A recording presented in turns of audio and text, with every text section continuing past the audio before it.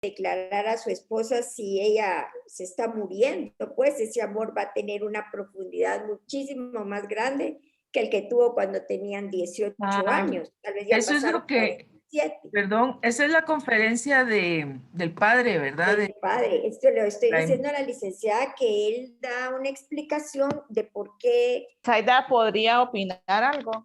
Le habla Sí, por Leti. favor.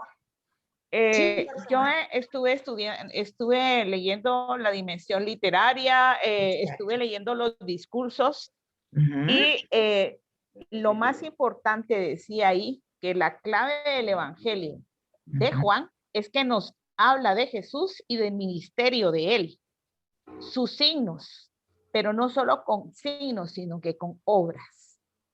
Nos habla de las dificultades doctrinales que comporta la fe respecto del judaísmo oficial. En ese momento. En ese momento, cabal.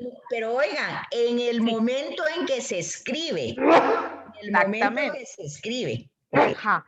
Y también nos dice que él parte de la vida de Jesús como punto de partida, pero releída a la luz de las controversias doctrinales y preguntas de la comunidad. Y la pero no dice de la vida. De la vida no puede ser, porque él parte de la pasión, de los relatos de la pasión, no parte de la vida de Jesús. Pues lo que pasa es que eso fue lo que me confundió, porque también después hablan bastante sobre, eso lo dice el libro, no lo estoy, eso lo tengo apuntado. Pero oigan una cosa, cuando ustedes lean, fíjense bien en el contexto, porque constantemente este libro está comparando con los sinópticos. Y si ustedes no ponen atención, ustedes pueden confundir el tema de la sinopsis con el tema de Juan. Entonces tienen que, por un lado. Por otro lado, hay una palabra que si leyeron, ustedes la tuvieron que haber encontrado e incluso buscado para ver qué significa como clave de interpretación del texto de Juan. Y la palabra es derás. ¿Quién encontró esa palabra? No, yo lo que encontré que dice que la mira de Juan es teológica. No, yo estoy hablando ahorita de la palabra derás. Derás. No, eso no lo encontré. Bueno, si no lo encontraron es que no lo están leyendo bien. Yo sí, claro que sí. Lo que sucede es que son un montón de palabras. Yo tengo aquí un montón de palabras anotadas que están en griego. No, lo pero que pasa es que por eso es una pregunta. No, pero oigan, pues, eso no está en griego, está en español. La palabra es derás. Y dice, en la página 54, dice que para entender el Evangelio de Juan hay que tomar en cuenta una herramienta hermenéutica. Entonces, aquí hay que ver si nosotros entendemos lo que es la hermenéutica, la exégesis, y ahora nos va a hablar del derás. Y entonces dice que el derás, dice, no se puede, dice en el Evangelio de Juan, dice que no se puede hacer exégesis científica, o sea, la crítica científica que hicimos en las primeras sesiones, dice, no se puede hacer en ninguno de los dos testamentos sin conocer a fondo el derás. La hermenéutica. Entonces, la pregunta aquí es, ¿ustedes entienden qué es la hermenéutica? Eso lo vimos en la primera sesión. ¿Ustedes entienden qué es la hermenéutica? ¿Qué fue la exégesis crítica? Y bueno, el derás no lo encontraron ahorita. ¿Pero entienden esas dos cosas de la hermenéutica y la exégesis crítica? La hermenéutica es interpretar el texto. No, la hermenéutica es una ciencia. Una ciencia que lo que hace es darnos herramientas para analizar cualquier texto literario. Esa es la hermenéutica, es una ciencia. Ahora, de esa ciencia hay herramientas y la exégesis es una herramienta de la hermenéutica que sirve para analizar versículo por versículo, para hacer eso que hicimos al principio, ver si este texto lo escribió solo un autor, y todo ese análisis que vimos lo hace la exégesis crítica. O sea, analiza los textos con mucha profesionalidad y utilizando todas las reglas de la hermenéutica para ver si este texto fue escrito por quién, fue escrito en qué tiempo, y tiene una finalidad, no hacer decir al texto lo que el texto no dice. Entonces, eso es sumamente importante para este estudio bíblico, obviamente, ¿verdad? Entonces, además de eso, entonces en esta página dice que nosotros no podemos hacer esa exégesis crítica sin conocer a fondo el deraz, y que es la hermenéutica auténtica, o sea, las herramientas que nos da esta hermenéutica para conocer sus presupuestos y extraños procedimientos. Entonces, el deraz es una herramienta que nos va a ayudar a encontrar realmente el fondo de ese texto, porque dice que el deraz era la búsqueda, o sea, lo utilizaban los judíos. ¿Y qué era? Era la búsqueda del sentido inagotable. Oigan las palabras, sentido inagotable, pleno de la Biblia, y su actualización para las nuevas circunstancias. O sea que aquí se están dando cuenta ustedes de que ¿qué es lo que estoy diciendo? Estoy diciendo que en el texto de Juan, en el Evangelio de Juan, se utilizó esta herramienta que ya la utilizaban los judíos. ¿Y cuál era el objetivo? Buscar el sentido inagotable. Inagotable. Quiere decir que el texto nunca va a estar agotado. Que yo le puedo dar lo que decía Clarita hace un momento. Yo le puedo dar una interpretación superficial como el noviazgo, el amor del noviazgo, por ejemplo. Luego voy entrando más a profundidad, ya como un amor más maduro. Luego más adulto, voy entrando en profundidades. Entonces, ese es el sentido inagotable del texto, que nunca se va a agotar con palabras. Y eso es lo que va a dar el pleno sentido de la Biblia. Y cuando nosotros entendemos ese mensaje inagotable, entonces podemos actualizar ese mensaje a las nuevas circunstancias presentes, basados en el concepto de escritura como palabra de Dios. Es decir, que si es palabra de Dios, no es una palabra que se agote, no es la repetición de la palabra con una interpretación superficial. O sea, lo que está haciendo el Evangelio de Juan es mucho más profundo.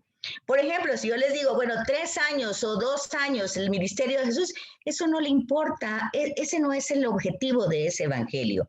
Que las personas hayan sacado una conclusión que fueron 3 años, pues el estudio literario está diciendo otro tipo de cosas, ¿verdad? Jesús pasó, celebró varias Pascuas ahí.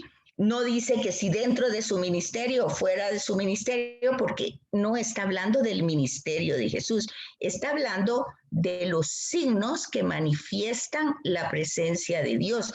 Ni siquiera está hablando de milagros, sino signos que manifiestan la acción de Jesús en la persona, la manifestación de Dios en la persona de Jesús. Entonces, todo esto es para tomar muy en serio que esto es palabra de Dios, o sea que palabra viva, que se dirige a todos los hombres de todos los tiempos, de todas las épocas. Entonces, no es una palabra que se agota, ni tampoco es un sentido repetitivo. Cada uno puede darle la interpretación, pero entendiendo el texto, no una interpretación irresponsable, haciendo decir al texto lo que el texto no está diciendo ni siquiera por casualidad, sino que entendiendo el texto, cómo Dios actúa, cómo actuó en la persona de Jesús y cómo sigue actuando a través de nosotros, o cómo es el culto realmente que presenta en el Evangelio de Juan, un culto en verdad, en espíritu y en verdad. Y entonces no tenemos por qué tener miedo de acomodarlo Porque entonces, bueno, ¿cuál es el culto en espíritu y en verdad? Pues una persona que expresa, porque el culto cristiano, la Eucaristía y toda la liturgia cristiana es expresión de algo que se acepta, que se vive. No es una obligación, ay, que yo tengo que ir a misa porque voy todos los días. No, es el encuentro personal con el Señor y eso es motivo de gozo. Ese es motivo de gran plenitud, porque uno no se va a encontrar con cualquiera. Es el encuentro con el Señor. Entonces, todo ese sentido es un culto en espíritu, en verdad. No es aquello de que, por ejemplo, que cómo voy a recibir la comunión, que si la recibo en la mano, que si la recibo en la boca, que si la televisión, que si no en la... O sea, Juan se va más allá de todo eso. Eso lo tiene que entender uno, pero lo tiene que entender desde este procedimiento. Entonces dice aquí que por eso dice en el Evangelio de Juan, la Pascua no amanece hasta que descubren el sentido de lo acaecido. ¿Qué quiere decir? Que no hay Pascua. O sea, yo voy a la Eucaristía a celebrar la Pascua, o sea, la pasión, muerte y resurrección de Jesús. Pero si eso no ha pasado en mi vida, ahí no pasó nada. Eso es lo que está diciendo, eso es el deraz. Cuando usted entra, o sea, la herramienta hermenéutica le da ese estudio de análisis del texto, de descubrir que lo que está escribiendo Juan no es ni un recordatorio, ni es como recordaban a Jesús, ni es que Jesús hizo milagros, ni es que, porque ni siquiera están ahí, ni los milagros, ni los exorcismos, ni las parábolas, ni el mensaje del reino de Dios. Es algo mucho más intenso, decir Jesús como presencia viva de Dios, que el tema es, ¿le creo o no le creo? Ese es el punto.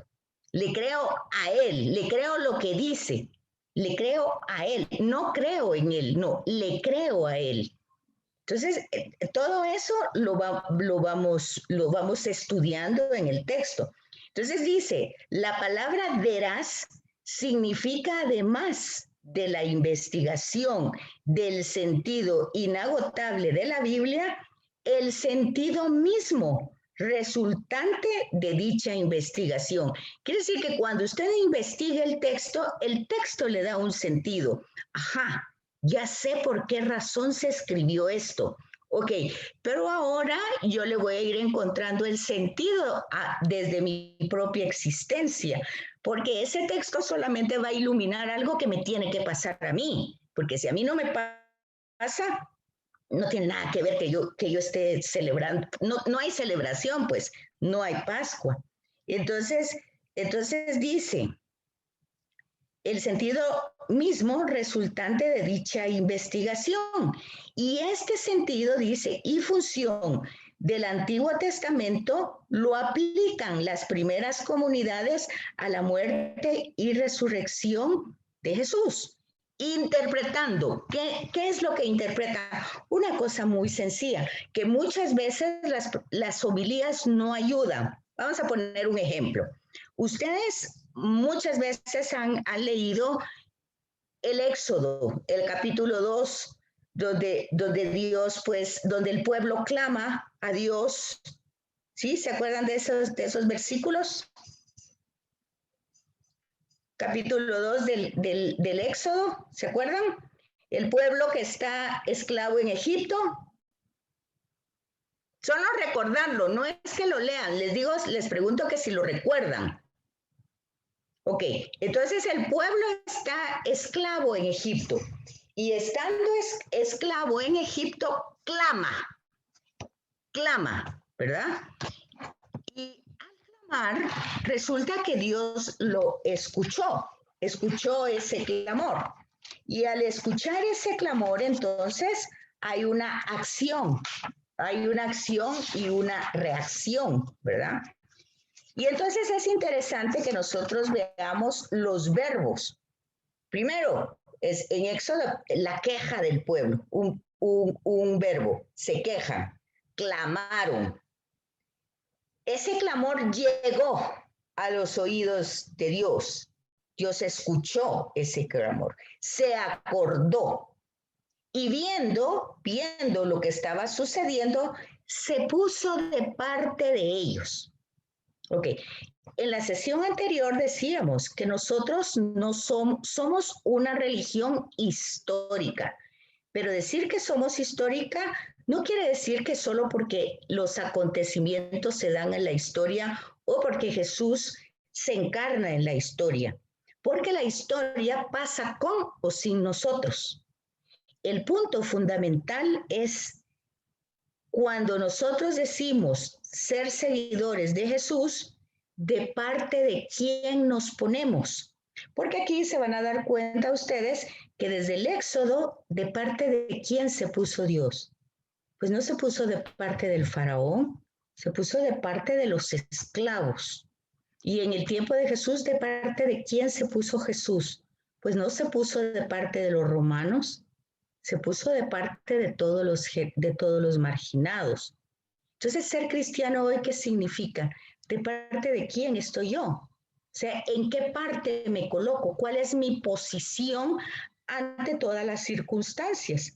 Entonces ahí es donde el texto va teniendo sentido, porque voy entendiendo el texto exactamente como va pasando en mi vida. Y eso es lo que pasa con el Evangelio de Juan, que en el Evangelio de Juan, entonces, ya fueron ellos expulsados en el año 70. Ellos sí tuvieron una cierta aceptación en el judaísmo, pero después de la destrucción de Roma y todo lo que pasó, que Roma destruyó Jerusalén y todo lo que pasó, ellos fueron expulsados del judaísmo. Y quienes se quedan como parte importante del judaísmo fueron los fariseos. Y entonces empieza esto que es el tema de hoy, las controversias. O sea, dice, la dimensión literaria en Juan hay que entenderla de varios puntos. Hay diálogos, hay controversias y están los relatos de la pasión. O sea, eso uno lo tiene que integrar en el relato. Ahorita lo estamos estudiando separadamente, como cuando estudiamos el cuerpo humano está compuesto por cabeza, tronco y extremidades, pero el cuerpo humano es un organismo. Entonces igual, nosotros aquí estamos estudiando como las partes, cómo se dieron los diálogos, cómo se dieron las controversias, cómo tomó Juan el relato, pues la comunidad de Juan, el relato de la pasión. Y entonces el texto les va a ir diciendo, pues que en los sinópticos existen esos diálogos, pero que son muy cortitos, porque tienen otro sentido. También va a decir que existen las controversias, pero no siempre es con los mismos personajes. Mientras que aquí dice muchas de las escenas claves, la palabra clave es subrayarla, ¿verdad? Del Evangelio de Juan están presentadas como bajo formas de diálogos. Y muchos de estos diálogos están íntimamente relacionados con la narración de los signos. Entonces, no está hablando de ministerio, no está hablando de la misión de Jesús, está hablando de la manifestación de Dios en Jesús, que se llaman signos, y de los diálogos que se desarrollan después de estos signos o antes de esos signos o en los signos, están relacionados para que nosotros entendamos la razón del signo. La razón del signo, el diálogo, es un complemento para comprender ese signo. Y este signo claramente va a decir que Jesús no es Harry Potter, no está haciendo magia, no son cosas que pasan así solo porque sí, que pareciera que nosotros nos quedamos más con los sinópticos que así pasa. Jesús haciendo milagros y milagros, sobre todo en Marcos, si ustedes ven el primer capítulo, desde el primer momento Jesús está haciendo milagros. Entonces, todo esto le ayuda, la hermenéutica, que es la ciencia literaria, le ayuda para ir entendiendo toda esa elaboración que hace Juan. Pero entonces, cuando la comunidad va interpretando, ¿qué es lo que hace? Pues lo dice Lucas. Lucas dice cómo hicieron ellos el trabajo de elaboración de los evangelios. Lo dice en el capítulo 24 en Los Caminantes de Emaús. Estas citas las tienen aquí. Si ustedes lo leyeron en el capítulo 2, ustedes encuentran eso, porque yo lo estoy sacando de ahí. Entonces, en el Evangelio de Lucas, capítulo 24, los caminantes de Emaús que estuvieron con Jesús en su vida histórica van caminando junto a él, pero no lo reconocen.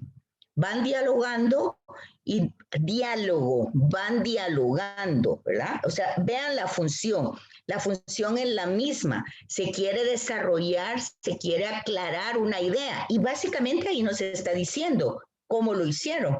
¿Cómo lo hicieron? Pues Jesús les dice, ¿qué tardos son en comprender? ¿No se dan cuenta que las escrituras, desde Moisés a los profetas, hablan de mí? ¿Qué quiere decir? El Derás entonces es ese texto o es esa herramienta que nos ayuda a entrar en el texto de tal manera del Antiguo Testamento para descubrir qué es lo que el Antiguo Testamento decía del Mesías. Justamente en Lucas Jesús está dando la clave ahí. Y eso fue lo que ellos hicieron. Ellos no comprendieron desde el primer momento quién era Jesús, ni cuál era su misión, ni por qué había muerto de la manera que murió. Ellos lo buscaron en el Antiguo Testamento. Y esa es por eso dice, el Evangelio de Juan no se puede entender si no se comprende esta herramienta que se llama Derás. Entonces, ¿y cuál es la función entonces de hacer este análisis? El sentido del Antiguo Testamento y todo lo demás es Cristo. Y su función es oigan, ¿qué es? Hacer inteligible su propio ministerio corroborado en la misma palabra de Dios.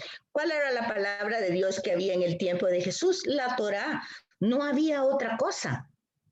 Todo lo demás se escribió posteriormente. Eso no existía. Lo primero que existió, pasado 30 años, fueron las cartas de Pablo.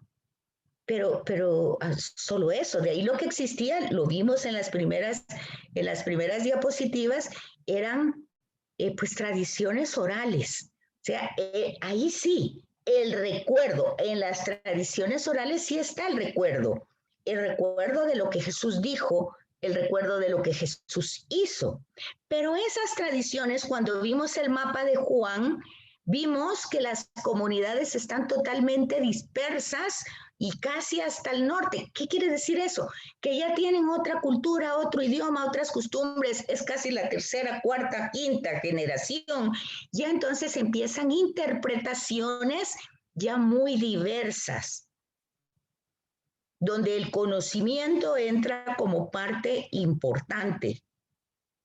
Entonces es aquí donde se ve la necesidad de que el primer escrito, que tenía un sentido etiológico, o sea, cómo surgieron las comunidades, se les va añadiendo diálogos. Pero esos diálogos pues van a tener un sentido. Y dice, este género literario, o sea, el género literario de los diálogos, es un género, es una forma de narrar. De hecho, el texto les dice en el capítulo 2, los filósofos griegos utilizaron esa manera para enseñar. Los diálogos de Platón, los diálogos de Cicerón. Hay muchos que utilizaron esta manera, esta técnica literaria para profundizar sobre un tema. Porque es lógico, yo digo algo y entonces pero ¿cómo tal cosa? Y entonces yo la voy como decía Clarita, voy profundizando en el tema y el diálogo me da el chance de poder yo entrar más a fondo sobre el tema, no quedarme en la superficie.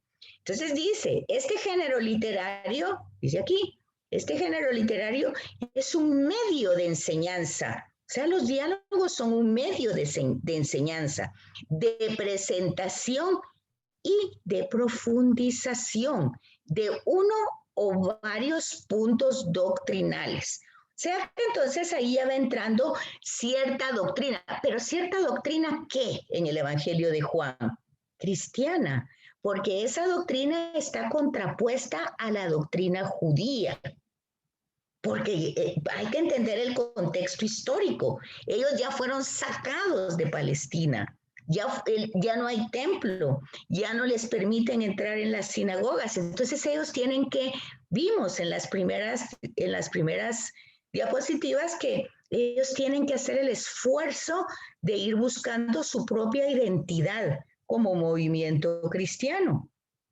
Entonces dice que estos puntos de doctrina, que al utilizar este método son objetos de un tratamiento más lento y con posibilidades de penetrar despacio el mundo central que intenta iluminar. O sea, entonces ahorita, por ejemplo, ¿qué pasa? ¿Qué pasa cuando tenemos a Nicodemo, que ahí le presentan como una parte de un diálogo importante? Ahí les presentan varios diálogos y les dan las citas. Diálogos que no están en los sinópticos. Entonces, claramente cuando vemos el tema de Nicodemo y ese diálogo, entonces nosotros nos vamos entendiendo que ese nacer de nuevo, ¿cómo es posible nacer de nuevo? ¿Cómo es posible a un hombre viejo entrar otra vez en el vientre de la madre? ¿Cómo? Entonces ya va entrando en ese diálogo la profundización, pero ya vamos viendo que está hablando entonces de una forma de nacer de nuevo. O sea, ¿cuál es? El bautismo es una forma de nacer de nuevo. Entonces, pero ahí es donde se pierde cuando nosotros ya utilizamos nuestro bautismo como otra cosa. Ya que porque los padrinos, que porque vamos a hacer pues unas relaciones familiares o la fiesta, o porque tiene mal de... Hoy ya se perdió todo el sentido sacramental. Todo eso hay que volverlo a recuperar porque es importante. ¿Qué es lo que te intenta iluminar? ¿Qué es ese diálogo que intenta? No es que estemos repitiendo el mismo diálogo toda la vida que Nicodemo llegó en la noche, ya esto no lo sabemos de memoria, pero ¿qué va ahí en toda esa profundidad? Entonces dice, hay que tomar en cuenta entonces que cuando hay diálogos, no solamente podemos encontrar esos amigables, sino que tienen distintas finalidades. Entonces a veces esos diálogos son controversias, ¿verdad? Y ahí en ese mismo capítulo, pues les presentaba las distintas controversias, ¿verdad? Y yo no sé por qué me paso. No sé si tienen dudas ahí o preguntas o algo.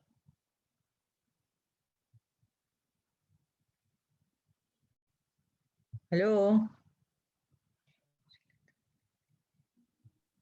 No, licenciada. No, yo no, por lo menos. Ok. Bueno, pues entonces,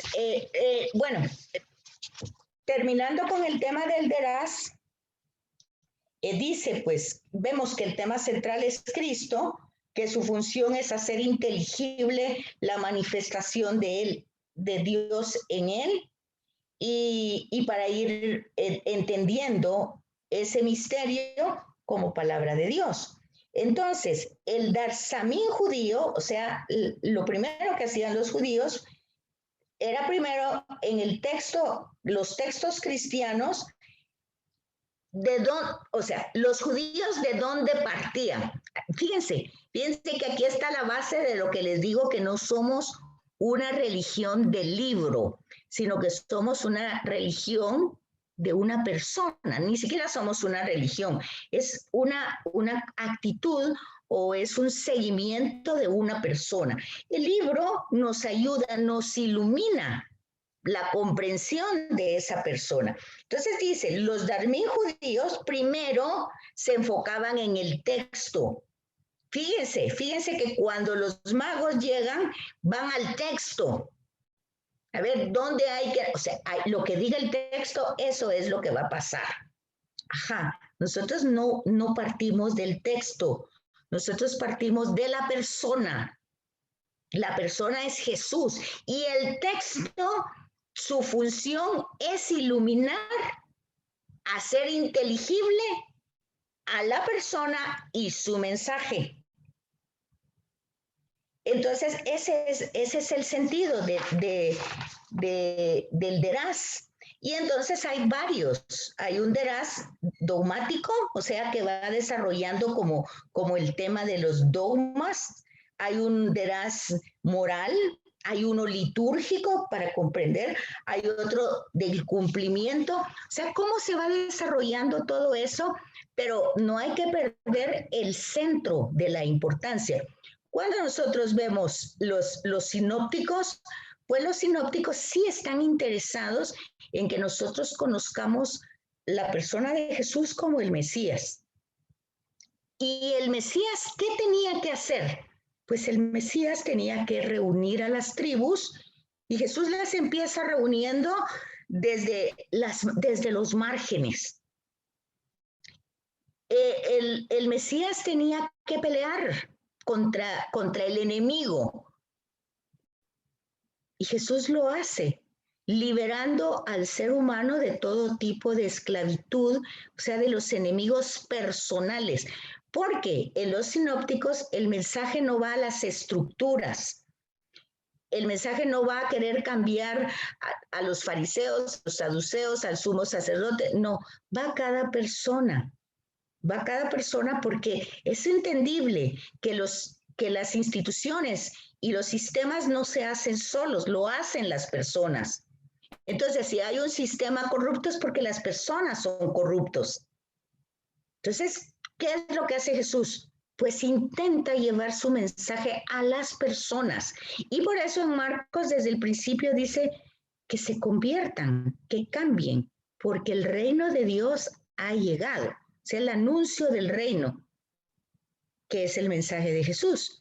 Entonces, en ese sentido, nosotros vamos a ver cómo él desarrolla esa misión para trabajar en su mensaje, cómo lo hace en toda la Galilea a partir de su bautismo y cómo a partir de ese bautismo, pues él empieza trabajando en Cafarnaúm, que es un punto estratégico porque ahí confluyen todas las civilizaciones, es un lugar de mercadeo. Entonces, claramente, Jesús hace un milagro en los sinópticos y las personas van, por eso encontramos a una cananea, a una siriofenicia que conoce de Jesús. ¿Por qué? Porque él está en un lugar estratégico. Entonces, que es Cafarnaúm. Y luego ya él dice, bueno, vamos a otros lugares a predicar. Y entonces empieza su camino, su vida a Jerusalén.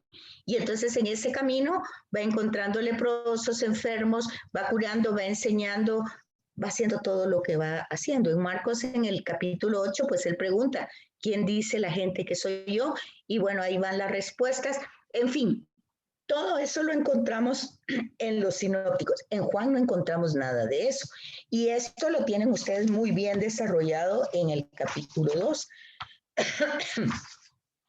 Entonces, sobre los temas importantes que hay en la pasión, bueno, antes tendríamos que ver las controversias.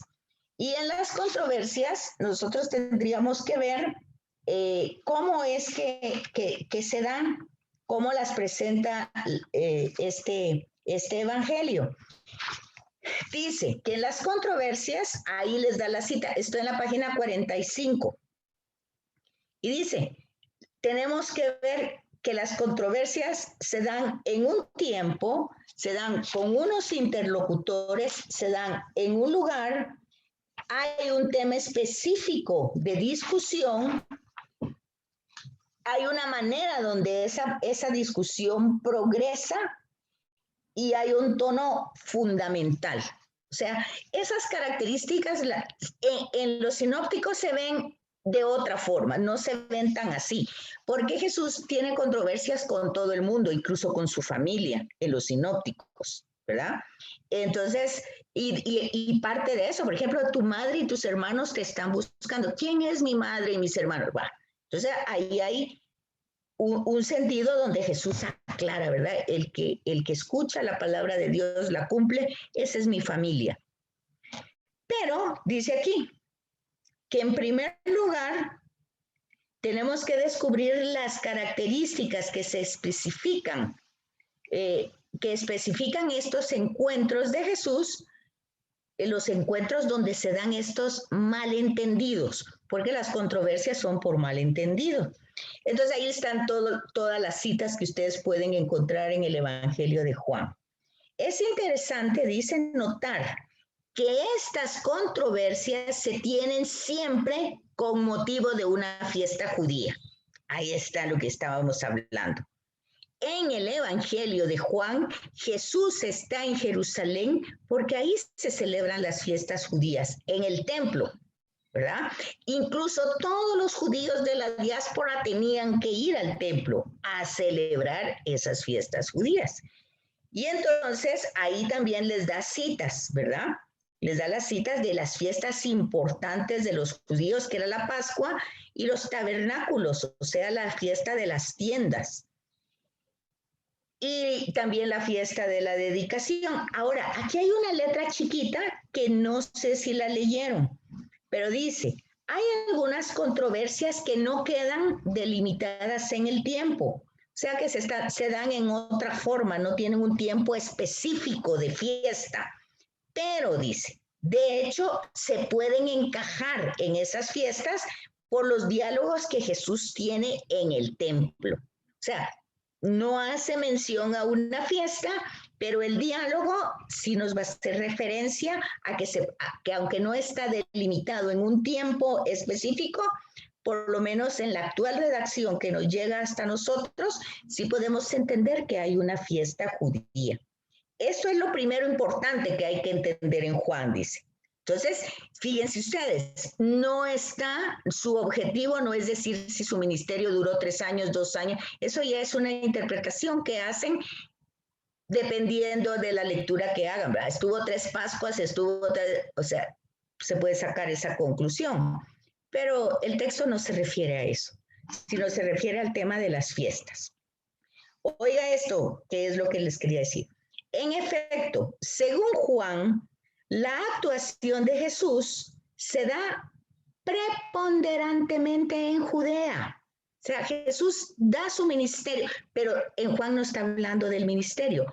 Pero según Juan, Jesús pasa la mayor parte de su tiempo en Judea, no en Galilea como en los sinópticos, y más concreto en Jerusalén. O sea, está en ese mero lugar, ¿verdad? En el mero centro religioso, político, social y económico de los judíos. Ahora, oigan, según los sinópticos, Jesús actuó fundamentalmente en Galilea y a lo parecer solo tuvo actuación pública a lo largo de 1 año. ¿Se fijan? En los sinópticos. Y ahí dan citas donde ustedes pueden confrontar lo que está diciendo el texto. Sin embargo, en el Evangelio de Juan, pero fíjese que como no dice el Evangelio de Juan, si uno va leyendo sin poner atención, no capta lo que está diciendo el texto. En el Evangelio de Juan parece que Jesús actuó por lo menos durante más de 2 años, pues se habla de 3 fiestas de la Pascua. Y es preciso aclarar este dato sorprendente. ¿Sí se fijan? Entonces ahí está en el texto. Ahora, ¿quiénes eran los interlocutores? En Juan casi siempre son los judíos, ¿verdad? Casi siempre son los fariseos, los judíos, y que tienen un malentendido y entonces reaccionan, ¿verdad? No habla de los saduceos, no habla de la clase sacerdotal. Eso ya entra en el relato de la pasión, pero en las controversias y en los signos casi siempre son solo los fariseos, ¿verdad? ¿Cuál es el lugar? Pues el lugar de las controversias es el templo, es Jerusalén, ya lo vimos ahí. ¿Cuáles son los temas de discusión? Fíjense, interesante esto. A pesar del tono de enseñanza que caracteriza las intervenciones de Jesús, nos deja de ser interesante constatar que las controversias de Jesús con los judíos de Jerusalén se centran en temas doctrinales una cierta importancia para el judaísmo y con una profundización que no tenemos en las tradiciones de los sinópticos. O sea, en los sinópticos solo está la narración del milagro. Y por eso la gente se queda con la impresión que Jesús lo único que vino es hacer milagros, ¿verdad?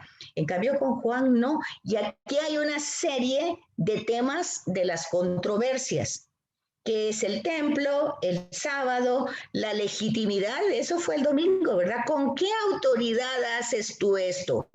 ¿Cómo te atreves, verdad? ¿No es este el hijo de José? ¿Con qué autoridad? También el tema de Moisés y Jesús, por supuesto, ¿verdad? Porque ellos, el tema central es la ley, y quien dio la ley, pues Moisés. La circuncisión, un problema que va a haber hasta en las cartas de Pablo.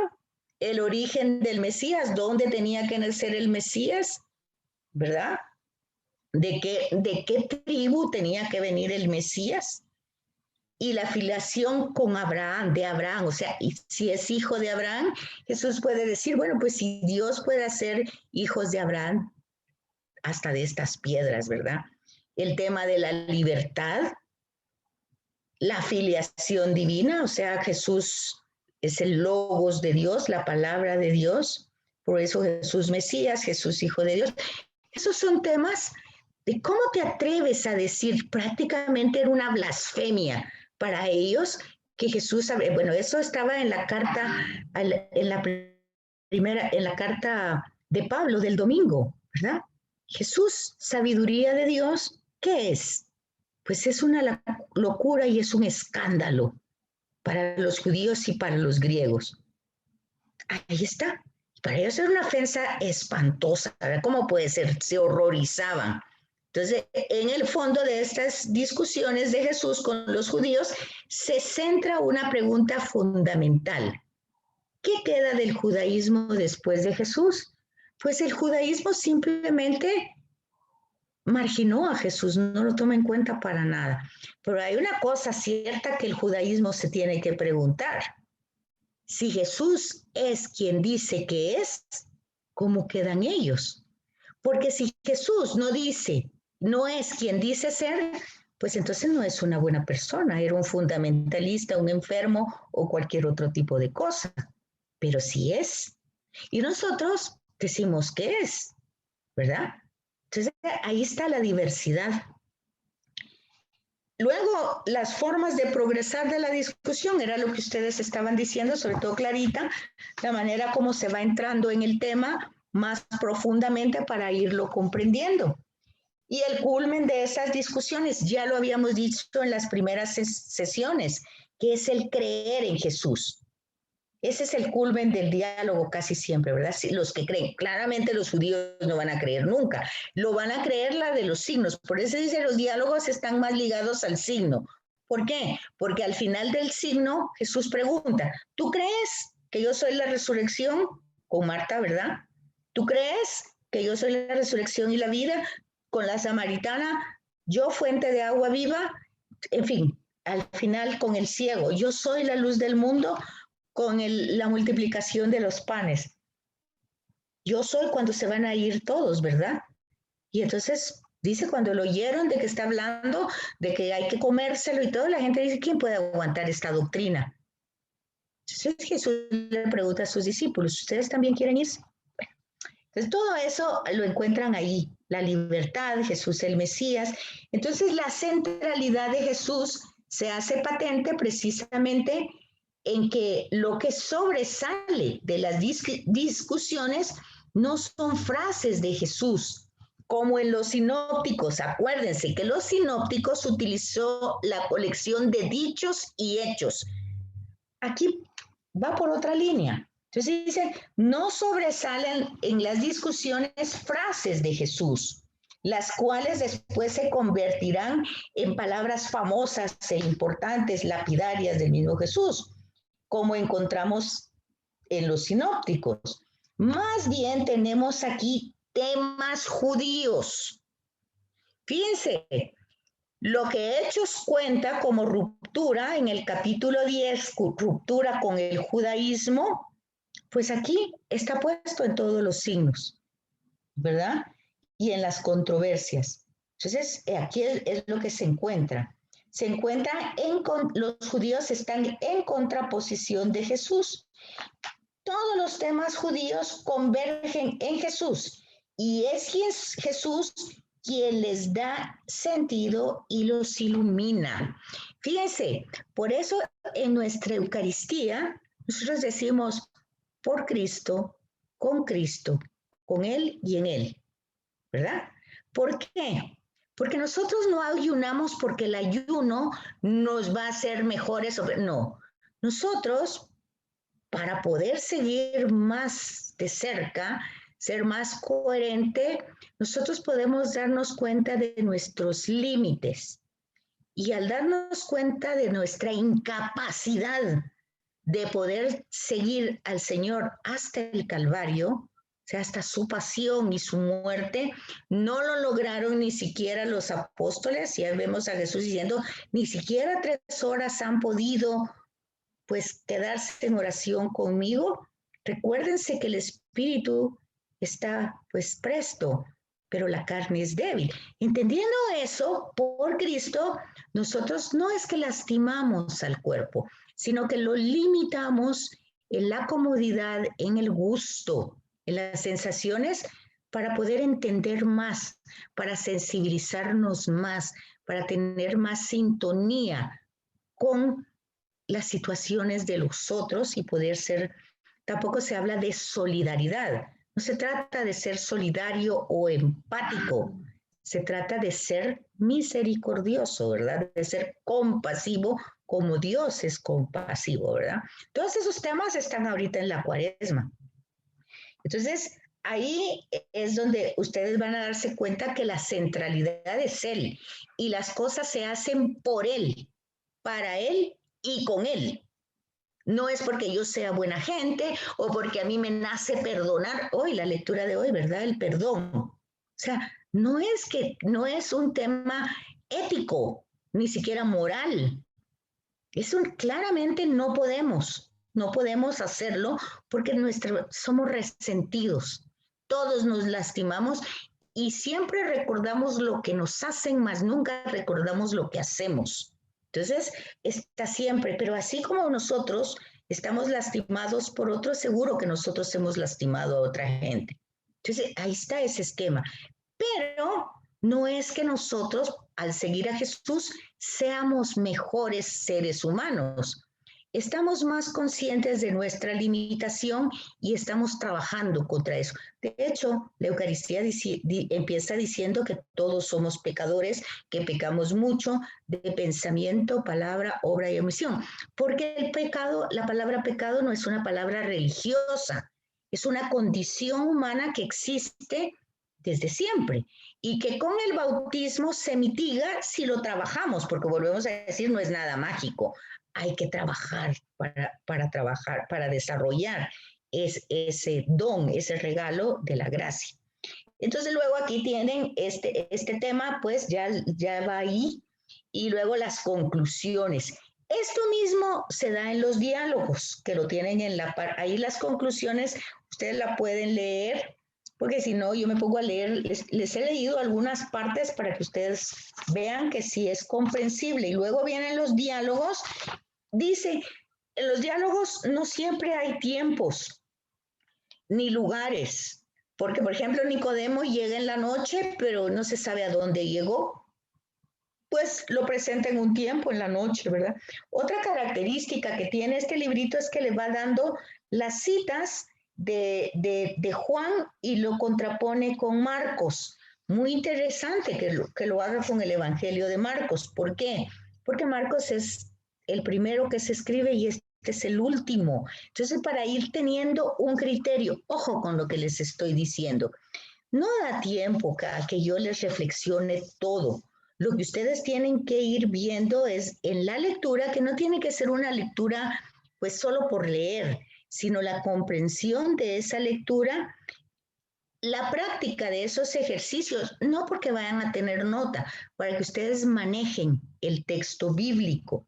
Entonces, los temas son diversos, la forma de progresar también, y los diálogos culminan otra vez con la misma tema, con el tema de creer en Jesús. Bueno, eso es lo que tenemos ahí, y en los tiempos cuando se escribieron, es importante en la página 57 ver una, quiere decir que hay más claves de lectura del Evangelio de Juan.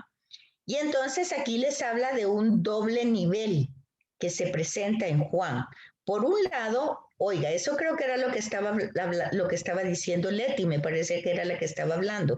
Dice, por un lado, nos habla de Jesús y del misterio, no del ministerio, del misterio de Jesús. Pongan atención, no, porque Juan no habla del ministerio de Jesús, habla del misterio de Jesús. Habla de Jesús y del misterio. Y hay muchos puntos que aclarar para entender lo que queda implicado en la confesión del creyente de Jesús como Mesías, Hijo de Dios. Por eso se parte de Jesús, el hijo de José. O sea, no se parte directamente de Jesús, Hijo de Dios, sino que se parte de Jesús, hijo de José, porque este misterio se va develando en la persona de Jesús. No queda claro desde el principio, ¿verdad? Por eso dice, los gestos extraordinarios en favor de los necesitados son signos. Signos. Pero por otra parte, esa es la primera parte, entender cuál es la función de los signos. No utiliza la palabra milagros. Por otra parte, dice, nos habla de su propio tiempo. ¿Pero de qué tiempo? Del tiempo en que está escrito el Evangelio. No del tiempo de Jesús. Jesús ya lleva 100 años de haber muerto y resucitado. Entonces, el Evangelio de Juan nos está hablando de su propio tiempo, pero cuando dice el propio tiempo es el tiempo en que está escrito el Evangelio. Las dificultades doctrinales que comporta que afecta pues la fe respecto al judaísmo oficial, o sea, al judaísmo de las sinagogas. Es cierto que el Evangelio dejará bien claro que la fe no depende del éxito de una discusión ¿de qué? Derásica con el judaísmo, derásica. Ahí aparece otra vez el tema deraz, la herramienta. Esa palabra ha aparecido varias veces más, pero aquí aparece. Entonces, cuando nosotros encontramos una palabra, tal vez, la seguimos de largo porque no la entendimos, pero resulta que ahí está la clave de lo que estamos leyendo. Y resulta que ya nos perdimos porque no entendimos lo que ahí dijeron. ¿Y qué está diciendo ahí? ¿Qué era el deraísmo en el judaísmo? Pues era lo que dice la Escritura, escudriñarla para encontrarle el sentido inagotable. Entonces había una herramienta del deraz, ¿verdad? Eso hay que tomarlo en cuenta. Pero conviene también saber dar respuestas a las argumentaciones del judaísmo en su propio terreno. El Evangelio de Juan es, pues, un reflejo de este aspecto de la vida de la comunidad. De ahí la importancia del elemento doctrinal en esta obra. O sea, aquí ya se desarrollan doctrinas. En los sinópticos, no. Aquí ya se la Eucaristía, el bautismo, esos ya son doctrinas. Esas ya son formas que más adelante van a formar ya la iglesia institucional, ¿verdad? Claramente, pues, estos diálogos y controversias también tienen un sentido teológico, ¿verdad? Los gestos de Jesús, las palabras de Jesús, todo eso va haciendo pues un sentido de quién es Jesús como representante de Dios, ¿verdad? En la tierra. Entonces aquí tienen ustedes el trabajo personal que les ayuda como sugerencia, ya no, pues no hay que repetir, ¿verdad? Que eso ustedes tienen la libertad para hacerlo, pero si lo hacen, pues les va a ayudar muchísimo, muchísimo a la comprensión. donde encuentran otra vez la palabra derásica es en la página 54. Entonces, y ahí yo les puedo decir en otras muchas, pero ¿cómo se llama este? No las voy a leer ahorita porque si no me quedo sin avanzar. Otro tema muy importante es la exaltación.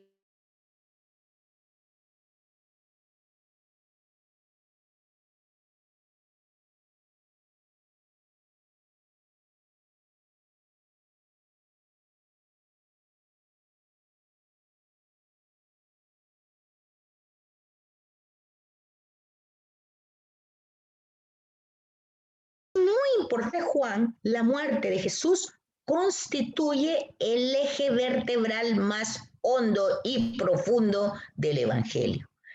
Tanto es así que eso está presentado en Juan como un segundo capítulo o como un segundo tomo. Es decir, está el libro de los signos, que empieza desde el prólogo hasta el capítulo 11 con la resurrección de Lázaro, y luego viene el relato de la exaltación que empieza desde el capítulo 12-13 hasta que se finaliza el texto. Para que ustedes vean, lo que en los sinópticos empieza con la oración en el huerto, ¿verdad? Y luego se va todo ese desarrollo, la entrada a Jerusalén y la oración en el huerto, pues la última cena y todos esos elementos. Aquí eso lleva ¿cuántos capítulos? Desde el 12 hasta el 21. Bueno, ya sabemos que el 21 es un epílogo, pero igual, ¿verdad? Entonces, es muy importante darse cuenta de eso. Y dentro de este relato de la exaltación hay pasajes muy importantes que nosotros tenemos que comprenderlos. El que leímos el domingo es un tema central en el Evangelio de Juan, que es la expulsión de los vendedores del templo. Y dice el texto aquí, no se los voy a leer porque si no ya falta poco y no me va a dar tanto tiempo, pero dice el texto de que en Juan, dice, la expulsión de los vendedores del templo es el primer episodio de Jesús en Jerusalén, en la primera visita que hace, inmediatamente después del signo de Caná. O sea, Caná está en Galilea todavía. Y entonces luego se va para Jerusalén y se desarrolla ese signo. Viera, entonces aquí lo que les digo, está la cita de Juan, capítulo 2, fíjese, capítulo 2, o sea, este pasaje está al principio, después del primer signo de Jesús. Mientras que en los sinópticos, mire dónde está, Marcos capítulo 11. Marcos solo tiene 16 capítulos. Y entonces vea, está ya cerca de la pasión. Y incluso en los sinópticos forma parte de la causa por la cual lo crucificaron. Luego, otro tema bien importante que tal vez nosotros no lo tomaríamos como relato de exaltación, porque en los sinópticos no está así, es la multiplicación de los panes. Fíjense ustedes, que entra entre los relatos de la exaltación de Jesús. Y entonces se dan cuenta de que es presentado aquí en medio del breve ministerio de Galilea, porque la multiplicación la desarrolla en Galilea, en el Evangelio de Juan, ¿verdad?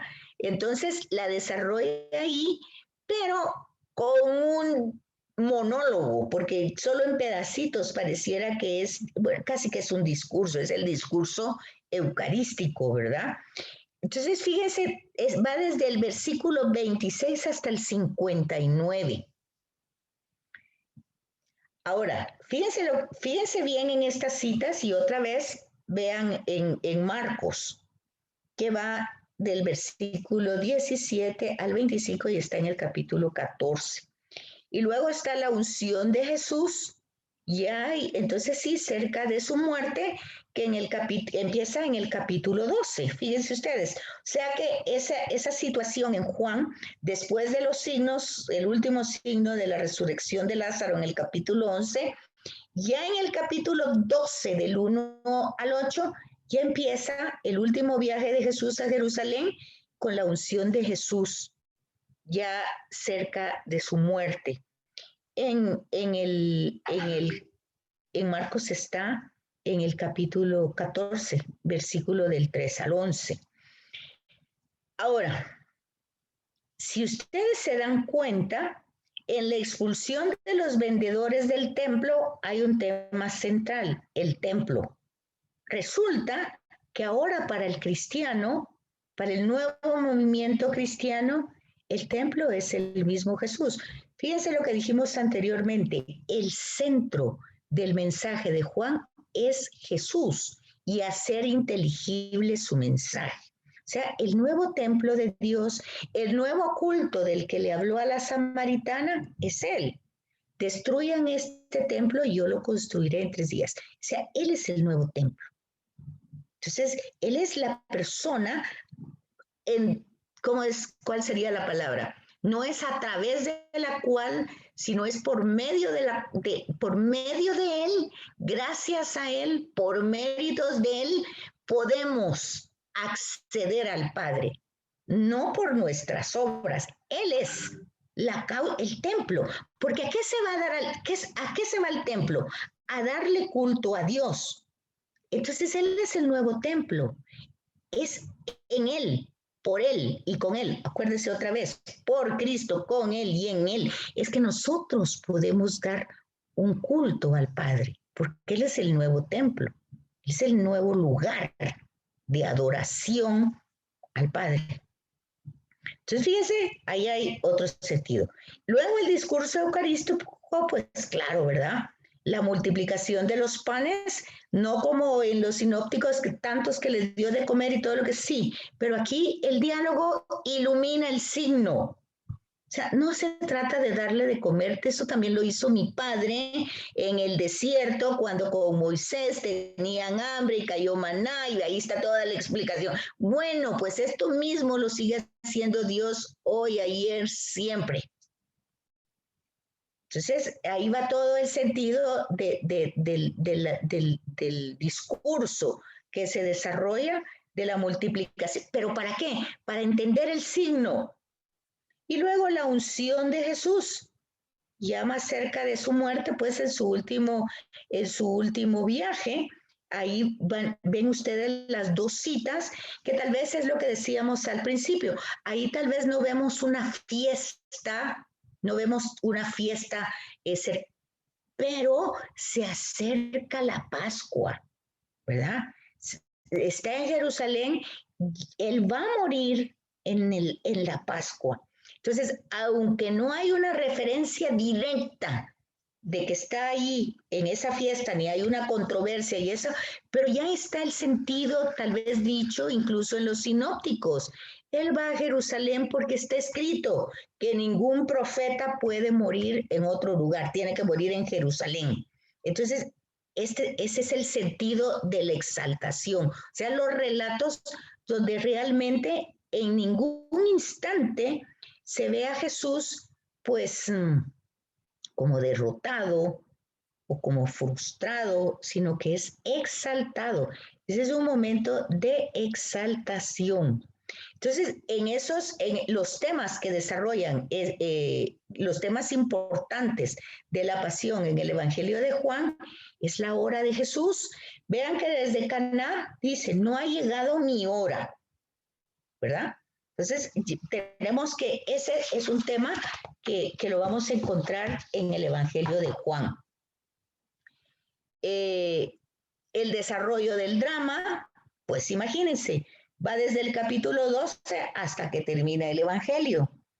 Luego, las predicciones de la glorificación. O sea, ya aquí, pasión, muerte, ya se va entendiendo como el proceso de entronización, como Jesús el Rey que va a ser entronizado en su trono, le ponen una corona, le ponen un manto y va a entrar como un rey glorioso, la cruz, pero porque la cruz viene a ser el paso de la resurrección, por eso la Pascua, el paso, ¿verdad?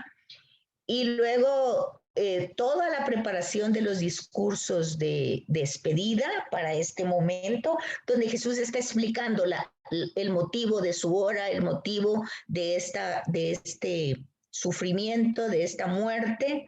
Todos esos discursos preparan el relato de la muerte de Jesús, que es un relato de glorificación. Es lo que decíamos, ¿verdad?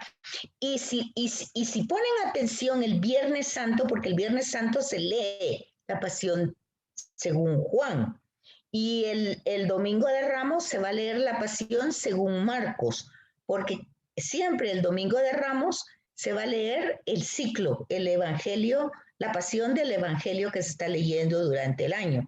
Pero el Viernes Santo siempre se va a leer Juan.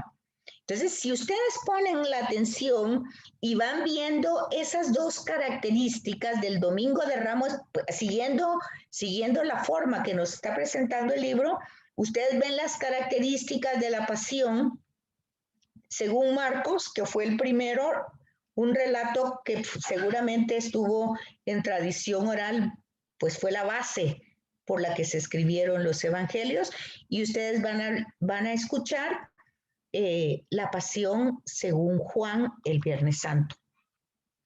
Otro tema importante, creo que no lo puse aquí, pero está el ego eimi, el yo soy.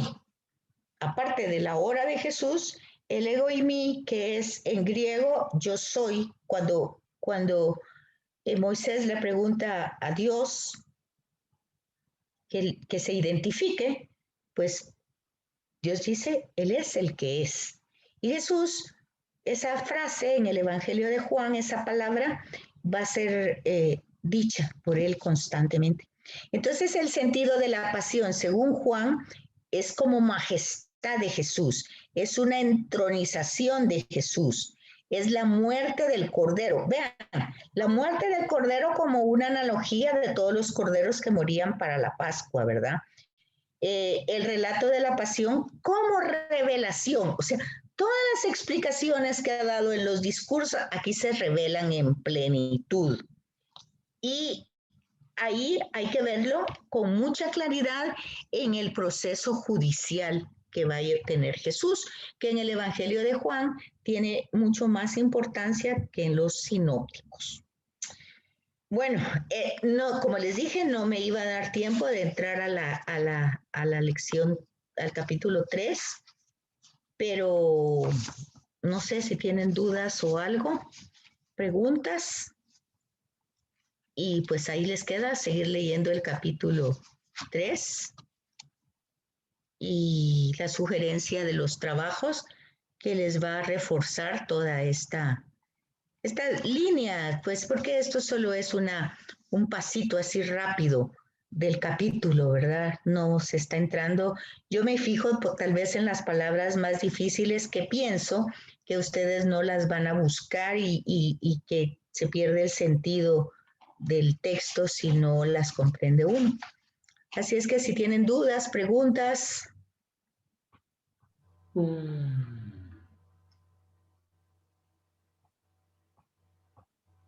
¿Quedó claro todo? Sí, todo quedó claro, Betsaida. Muchísimas gracias y buenas noches. Bueno, pues buenas noches entonces y anímense a seguir leyendo y a ir comprendiendo lo que van leyendo. Si no lo comprenden, pues subrayenlo y lo platicamos en la clase para que no sea yo solo la que esté hablando. Betsaida, yo sí le quería comentar algo que realmente a mí sí digamos, yo no me había dado cuenta, realmente como usted dice, hasta cuando uno ya entra en todos estos términos, ¿verdad? Uno se va dando cuenta de muchas cosas que uno antes no entendía, porque yo antes, digamos, ahora, por ejemplo, que estamos leyendo a Juan, que se leyó el domingo, ahora ya lo vi más claramente, ¿verdad? Me parecieron también me parecen muy interesantes los discursos de despedida, ¿verdad? Porque realmente, o sea, son narraciones realmente de la exaltación de Jesús y realmente yo eso no lo sabía. Y leyéndolos así despacio, ¿verdad? Realmente uno ve que son son hermosos, ¿verdad? Porque incluso ahí él ya, él anuncia, ¿verdad? Incluso desde el principio del Evangelio de Juan, él comienza a anunciar cómo va a ser su muerte, ¿verdad? Y cómo va a ser su glorificación, cómo va a ser la exaltación de él, y por qué él lo va a hacer por obediencia a su padre. O sea, para mí es hermoso. O sea, yo le digo que mire que me acuesto tardísimo leyendo, porque, porque realmente yo logré terminar el 3, ¿verdad? Ya iba comenzando el 4, pero sí me quedé entretenida en los diálogos, ¿verdad?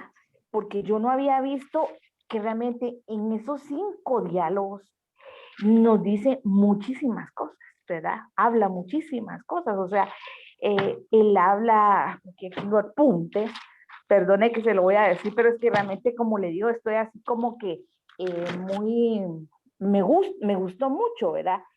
En el primer diálogo habla exhortación a la fe de Jesús y en Dios. Después, la exhortación a permanecer en Jesús y a dar fruto. Eso está en 15:1-17. Entonces, o sea, es hermoso, es lindo. O sea, nos manda también en el diálogo, en el 13, en el que dice el mandamiento nuevo y la exhortación a la unidad. O sea, ahí nos da todo. Y también nos da una expectativa de futuro, nos habla de cuándo se va a ir. Él habla 11 veces, dice cuándo se va a ir en esos diálogos. O sea, muchas cosas, Betsaida, que uno no se da cuenta realmente digamos, al no estudiarlo, así como lo estamos haciendo ahorita. Así o sea, es. Yo estoy, como le digo yo, así que... Fascinada. Estoy fascinada. Y les voy a decir que si se ponen a hacer las tareas, se van a fascinar mucho más, porque van a ir entendiendo realmente cómo es el texto. Como dijo Clarita, ya no lo van a ver en la superficie, sino van a ir entrando profunda a distintas... Cada quien lo va a ir haciendo a su paso, porque no hay un paso como que es este. No, cada quien tiene su paso, cada quien tiene su proceso, pero va entrando y todo depende de la mente curiosa que cada quien tenga, ¿verdad? Porque ese es el tema de las sugerencias de las tareas, que usted pueda manejar el texto y disfrutarlo y saborearlo y darse el gustazo de estar entendiendo lo que Dios le está diciendo y de ir a misa y usted entender que Dios le está hablando y que le está iluminando una circunstancia, no porque usted se lo está imaginando, sino porque realmente está pasando ahí. Y usted ve que hay similitud en lo que está diciendo con lo que a usted le pasa, y entonces es cuando todo cobra sentido. ¿Y en qué cobra sentido? Que usted está entendiendo el texto. Que usted está entendiendo el texto, porque eso es como que si usted no lo entiende, es como que fuera que esté en chino. Que usted esté en chino y entonces por más que le digan en chino y se lo quieran explicar en chino, usted no lo entiende porque está en otro idioma. Igual la liturgia es otro lenguaje, Entonces usted lo tiene que entender y tiene que captar. Y todas esas herramientas que tal vez a ustedes les va a parecer aburridas cuando yo se los digo, pero ya cuando ustedes lo disfruten con el tiempo, no con el tiempo de un trimestre, sino con el tiempo que ustedes ahí tienen el texto, ustedes lo buscan, lo van leyendo con paginitas, van leyendo las notas de pie de página, utilizan la Biblia, como se debe de hacer. Como tomarse un buen vino es como entrar en un texto, del disfrutarlo, pasarse con el tiempo, entenderlo, y luego no es que yo ya leí este libro, ya lo leí 2 veces, no, ese libro puede servir para una, para 2, y cada vez usted va a ir encontrando más riqueza en los textos y en la Biblia también, porque de eso se trata, ¿verdad? Entonces sí, y ahí es donde uno, porque se dieron cuenta, es conocer el misterio, no ministerio, el misterio de Jesús. Imagínense qué belleza entrar en ese misterio entendiéndolo. No como fanática, como fundamentalista, sino como una persona que razona, que piensa, que se da cuenta Y eso es maravilloso, realmente. Fíjense, yo le pongo mucho esfuerzo porque yo sí veo que esto se disfruta. Como usted dice, uno se desvela. Yo a veces estoy leyendo a las 2 de la mañana, a las 3 de la mañana. Entonces, incluso si me despierto y me duermo temprano porque me cansé y estoy dormida temprano y me despierto a las 11, ni siquiera empiezo a pelear con el sueño. Agarro mi librito, empiezo a leer y cuando miro ya son las 3 de la mañana y yo sigo despiertísima. Claro, al día siguiente me estoy muriendo, pero bueno. Pero así pasa, uno se enfoca, se centra, se apasiona y no es que uno quiere conocerlo más como una persona que uno quiere conocerlo más y más y más a profundidad. Eso hace el estudio de la Sagrada Escritura y a mí me da mucho gusto que ustedes pues vayan captando y si hacen las tareas, no porque tengan una nota, sino porque les va a ayudar a saborear mejor el mensaje, pues va a ser algo muy bueno que logren este año segundo de pandemia. Aprovechen el tiempo. Betsaida, una pregunta. Por ejemplo, podríamos sintetizar que el misterio de Jesús es esta entronización de Él en la cruz. O sea, que la cruz no la veamos como un instrumento de tortura, sino que la miremos como el trono de nuestro Dios. Y en esa medida aceptamos nosotros nuestra cruz. No. Lo que pasa es que en Juan es eso, y de todas maneras en el tema del sufrimiento humano, pues en los sinópticos Jesús está viviendo una parábola, o sea, las parábolas que enseñan los sinópticos, después él las vive en la pasión muerte, ¿verdad? Él las vive como ejemplo, como modelo de cómo se asume el sufrimiento. Porque el sufrimiento, con todo el dolor que representa, es una escuela de aprendizaje. Y si uno quiere aprender de esa escuela, aprende muchísimo. ¿Y qué es lo que aprende? A ser más humano, porque de eso se trata, de humanizarse, porque Juan Pablo II va a decir que Jesús es Dios, porque de tan humano es divino, dice. Y por eso va a decir, Juan Pablo II va a decir que Jesús es el rostro humano de Dios y el rostro divino del hombre. Fíjense, que la humanidad es la que... No, aquí no se trata de piedad, ni de estar metido en la iglesia, ni rezando rosarios, y no es mal, pero no es esa la finalidad. Sí estamos viendo que hay un culto, que hay que darlo con todo el corazón, pero ya, solo si no ha dicho primero, ¿verdad? Si tienes problemas con tus hermanos o con algún familiar, arréglalo primero, porque es tema de relaciones humanas, es tema de humanización. Entonces, eso es lo que tiene. A veces digo yo en las clases, esto ni siquiera tiene que ver con religión, tiene que ver con un estilo de vida que tiene que ser coherente en la relación que se tenga con Jesús. Lo que decía, creo que Leti era la que estaba hablando antes, es decir, el hecho de cómo amar, cómo vivir fraternamente, cómo servir, que no se puede hacer con propias fuerzas humanas, sino tiene que ser permanezcan en mí. ¿Por qué? Si no, no se puede. Entonces, todo eso se va encontrando un sentido, una lógica tan clara que ya uno entiende por qué hace las cosas y por qué pasan las cosas. Las cosas pasan porque forman parte de la vida. Entonces, Jesús mismo pasó por todas esas controversias, por todas esas que no lo aceptaron, por todas las traiciones, pues lo dejaron. Todo eso pasa en la humanidad y acuérdense, Jesús se hace humano. O sea, él, según Pablo, él no vio como algo codicioso el ser Dios y se anonadó, o sea, se hizo humano, se hizo nada. Entonces, todo ese proceso humano de Jesús en el Evangelio de Juan es para nosotros, seguidores de él, un aprendizaje. El sufrimiento siempre va a ser una escuela de aprendizaje. El dolor siempre va a haber, la enfermedad, la muerte. Siempre hay tema no es que niegue el dolor está ahí, pero del dolor se puede aprender. Y además se sabe por la resurrección que el sufrimiento, el dolor, la muerte no dura para siempre. Es un episodio en la vida que se trasciende. Entonces, todo eso es un mensaje que está ahí y está para que nosotros vivamos. Todo eso se escribió, va a decir Juan al final, para que conozcan y tengan vida y vida en abundancia. O sea, esto no se escribió para que vivamos pues con miedo, asustados. Es otra imagen de Dios, otra perspectiva de Dios, otra revelación de Dios. Es la revelación culmen de Dios en la persona de Jesús. Bueno, son cosas muy bonitas, la verdad.